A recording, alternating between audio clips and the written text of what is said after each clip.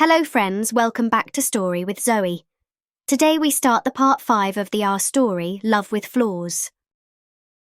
नारा के अपार्टमेंट के बाहर दस्तकें और तेज होती जा रही थीं। खोलो दरवाजा! सूजिन कांप रही थी। अगर हम यहीं रुके रहे तो ये हमें पकड़ लेंगे। नारा ने दिमाग तेजी से दौड़ाया और खिड़की की ओर देखा। उनका अपार्टमेंट दूसरी मंजिल पर था, लेकिन नीचे एक सीढ़ी थी जो किचन के पीछे खुलती थी। हम पीछे की तरफ से भाग सकते हैं, सूजिन ने सहमति में सिर हिलाया। दोनों ने जल्दी से दरवाजा लॉक किया और खिड़की से बाहर निकलने की कोशिश करने लगीं।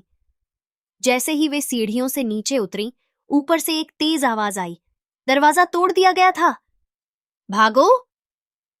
नारा ने सूजिन का हाथ पकड़ लिया और दोनों तेजी से दौड़ पड़ी। लेकिन तभी पीछे से एक आदमी चिल्लाया, वो वहां हैं! 2 काले कपड़ों में आदमी उनके पीछे दौड़ पड़े। दूसरी तरफ ह्यून को धीरे धीरे होश आ रहा था। उसके सिर में तेज दर्द था और जब उसने आंखें खोलीं तो उसने खुद को एक अंधेरे कमरे में पाया। उसके हाथ पीछे बंधे हुए थे और सामने एक कुर्सी पर ताए जिन आराम से बैठा हुआ था। अरे वाह, तुम जल्दी होश में आ गए। मैं सोच रहा था कि तुम्हें थोड़ा और सोने देना चाहिए था। ह्यून ने खुद को संभालते हुए गहरी सांस ली।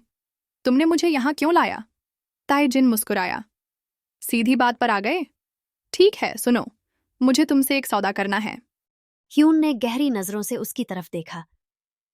मुझे तुम्हारे किसी सौदे में कोई दिलचस्पी नहीं है, ताए जिन ने हल्की हंसी के साथ कहा।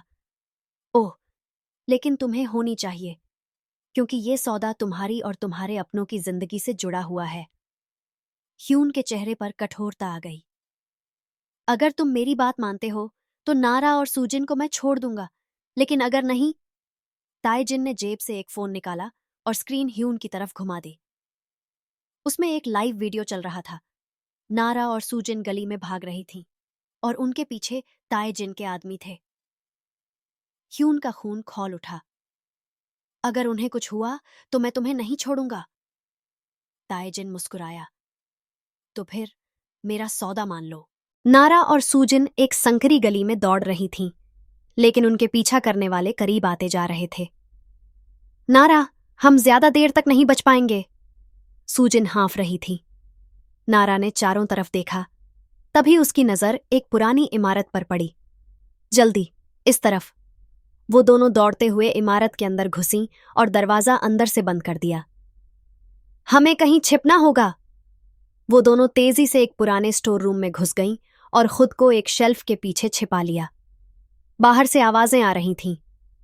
वो अंदर गई हैं। नारा और सूजिन ने सांस रोक ली। उनके पास कोई हथियार नहीं था, कोई मदद नहीं थी।